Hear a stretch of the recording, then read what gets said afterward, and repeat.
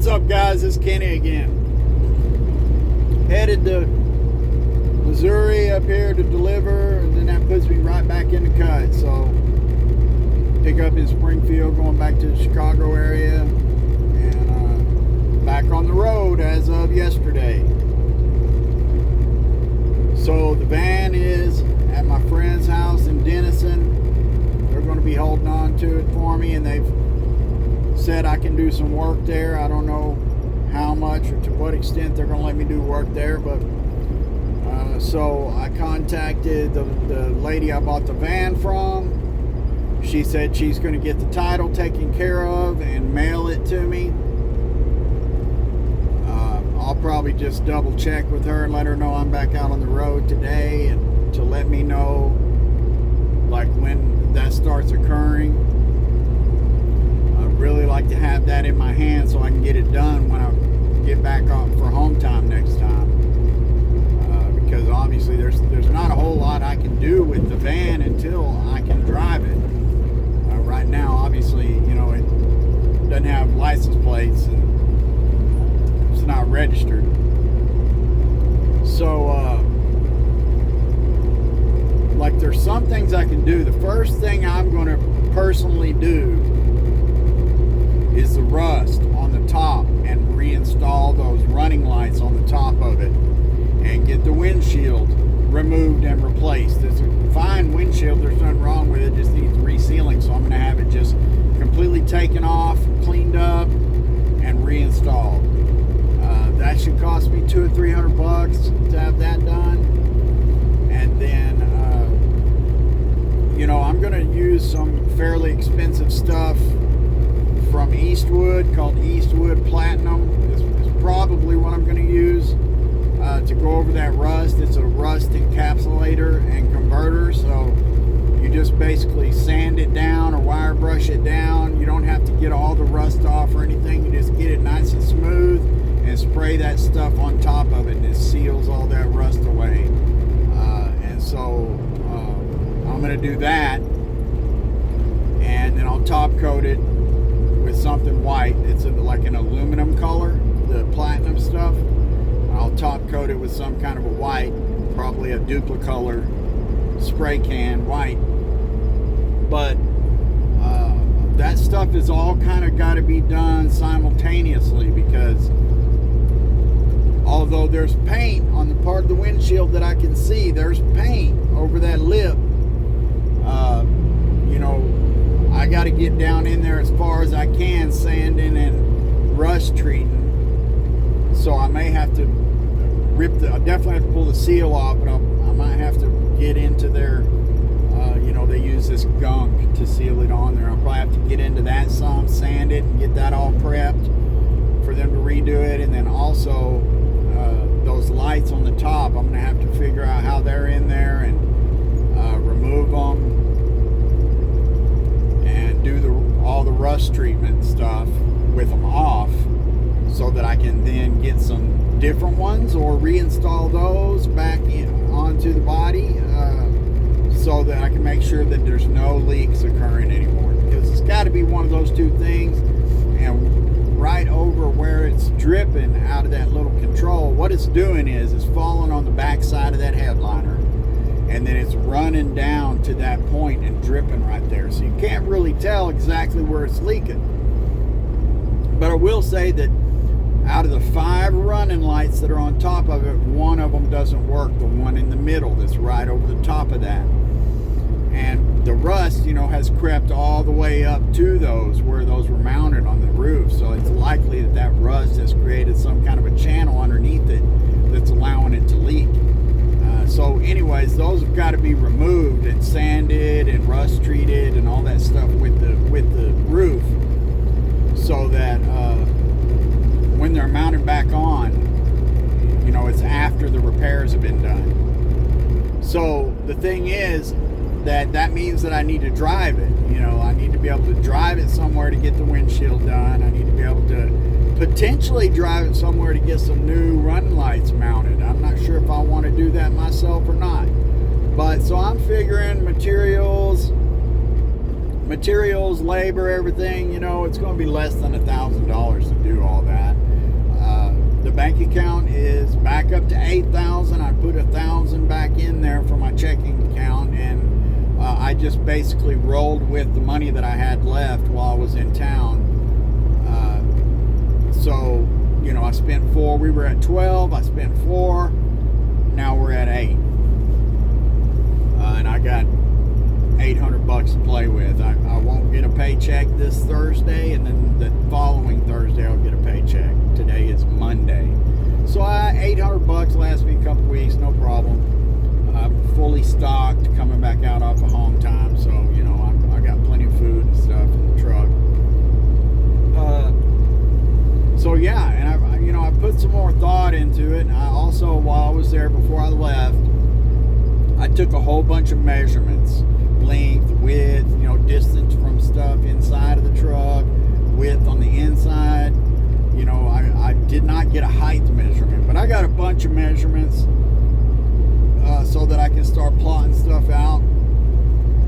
And I had some thoughts about, you know, I know I said that I may not rip the inside of it out, but now I'm thinking I might just rip the whole inside of it out, except for a few things.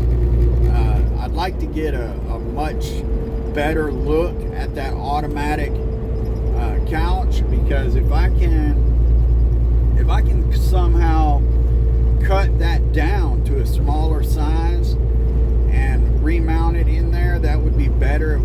I would be losing quite so much storage space.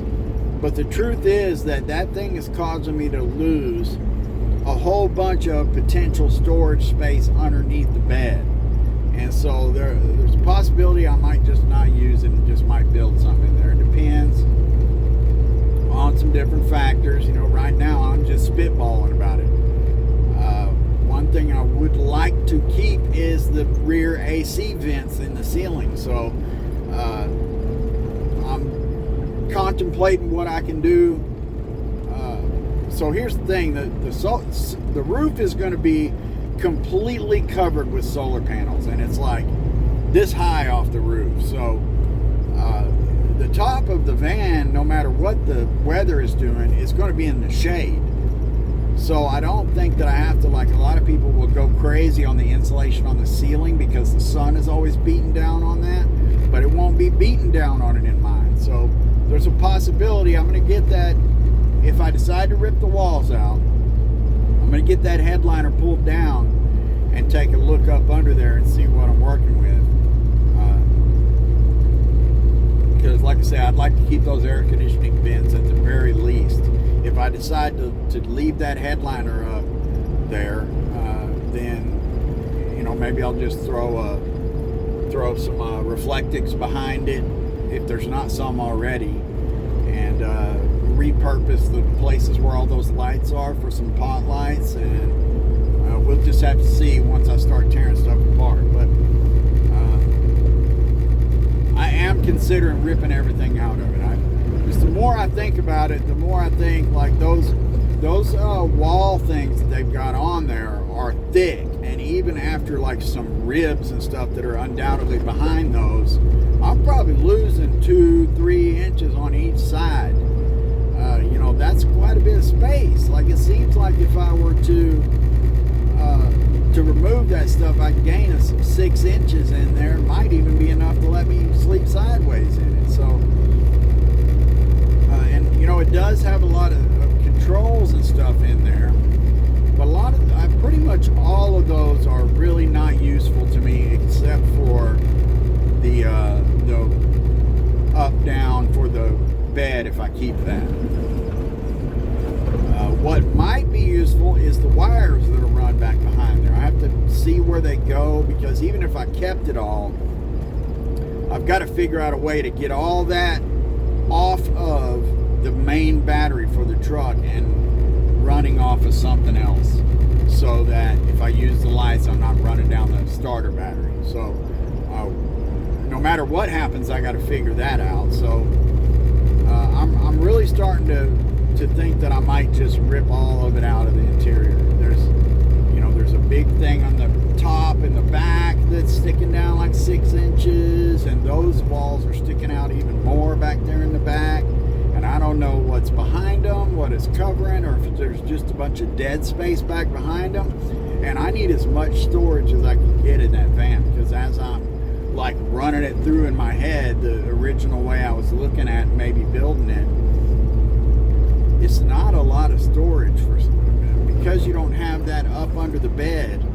Getting tools and shit like that in that back, along with some kind of a pedestal for an air conditioner and batteries and shit, you're gonna lose a lot of space trying to do that. So I got a lot to think about with it.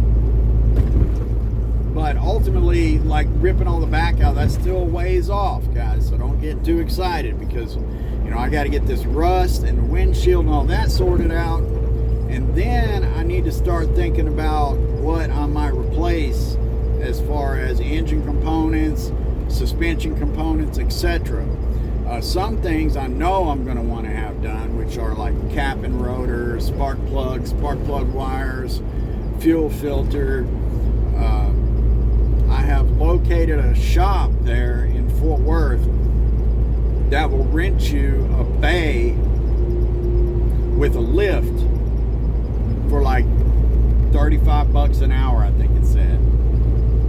And so that gives me the opportunity to save some money doing some of this stuff myself, especially like fuel filters and greasing it, maybe doing some undercoating on the bottom and shit. I've been thinking maybe the fuel pump, which fuel pump you've got to remove the gas tank in order to do the fuel pump, but that's a common thing that goes out. So and that's one that's a pain in the ass, so it costs a lot of money. It's not really hard to change the fuel pump, but dropping that gas tank and shit is a big deal. So if that goes wrong on you out on the road, it's not something you can just fix. You got to have it's a two-man job if you don't have the right tools, and even then it ain't easy. We actually did that. Me and a friend of mine replaced the fuel pump on the truck that I drive now, and it's got a smaller gas. Well, it holds more fuel, but the shape of the fuel tank is easier to work with than the ones on these vans. So anyway, some stuff I'll probably do myself, minor stuff to save money, but I'm going to also have some other stuff done to it. And then once I feel confident and comfortable in the mechanical stability of the truck, which, like I said, it really does run and drive like smooth as hell, like a brand new vehicle. So I figure if I take into account that it's been idling, maybe I replace some of the common components that go out, like the mass airflow sensor, throttle position sensor, maybe the O2 sensors, some of these sensors, and then potentially the water pump and the starter. It doesn't feel like it needs a starter, but a lot of times they don't feel like they need a starter until they need a starter, and then you're on the side of the road. So there is some stuff that I will replace on it. And then once I get to that point, which that's going to be a few trips before all that happens, it's going to be quite some time.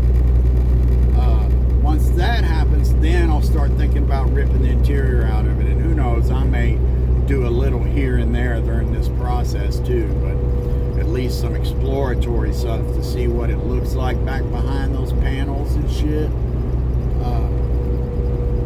Yeah, I'm excited. I got a lot of thoughts. About how this could go, and I'm looking forward to digging into it. It's going to be kind of a difficult thing because I got to be out here still stacking money, but I think I may take 6 weeks instead of just the normal. I'll just do the normal 6 weeks out this time, unless it looks like the title's not going to be there, and then I might stay out a couple more weeks, stack some money, get us back up to 12,000 like we never bought the van. And with 12,000, all right, I think I can do most of it with 12,000. That's having the mechanic stuff done, doing the stuff I'm going to do mechanically, putting the solar on it and the build, at least like the build, like what wood and supplies I'll need. Beyond that, I'm going to need there's some tools I'm going to need. I'm probably going to get a Ryobi set and a couple of extra tools, so I got a full complement of tools to work with. And then of course I got to get stuff like refrigerator, stove, lights, wiring, and stuff like that. So, I'm thinking for 12, maybe 15 total, I ought to be able to finish this thing up. Maybe less, guys. It depends on what I decide to do. So once that happens, then I'll be actually stacking toward taking the time off, the money that I'm going to need to take the time off. I figure that I'm probably, and this is what I've planned, we're basically on track. I figure that I'm going to have a solid year to start saving. And I could plan to take a year, or I could plan to just do 6 months and maybe save, maybe instead of trying to live real lean for a year, maybe I just live it up for 6-8 months and, go eat out. And, the van just opens up a lot of possibilities over a cargo trailer or a trailer of some kind, as far as where you can be, where you can park, Yeah, so I really, guys, I feel like we're almost to the point where I've got enough money to accomplish everything. And there's a possibility I might take a couple weeks off. You know what I mean? Once I get it mechanically sound, I may take a couple weeks off. Rent that shop for a day, do a bunch of stuff to it, then get an Airbnb or something that has a garage and go over there and do a bunch of work to it. So I got a lot of thoughts about how to accomplish it. Now that I've got something that's really mobile, I can go get an Airbnb and stay in it for a couple of weeks that has a garage and do a bunch of work. There's a lot of possibilities. And then now that I've found this company that allows me to rent a bay with a lift in it, and it's not that expensive, I could rent it out for a whole day for like $350 or something if they're open 10 hours.